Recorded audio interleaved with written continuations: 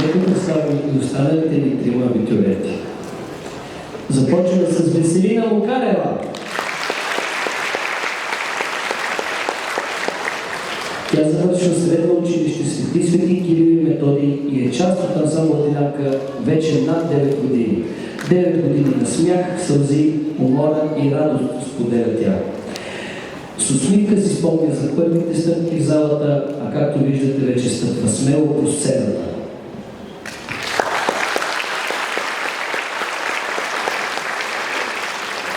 Предпоследният ти абитюрент е Милица Папалова.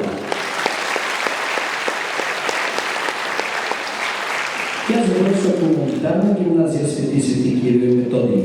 Обича българският фолклор и народните танци и от 6 годишна възраст танцува. Част е от ансамбъл Дилянка вече 5 години, през които споделя, че се е изградила като личност и се е научила, разбира се, на отговорност, труд и дисциплина.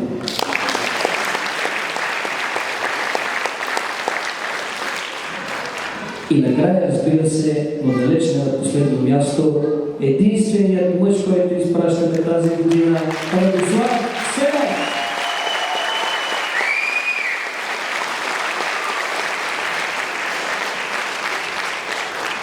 Ради завършва също МГ академик Кирил Попов и е решил тази година да покаже, че не само жените могат, защото той също завършва с пълно отличие.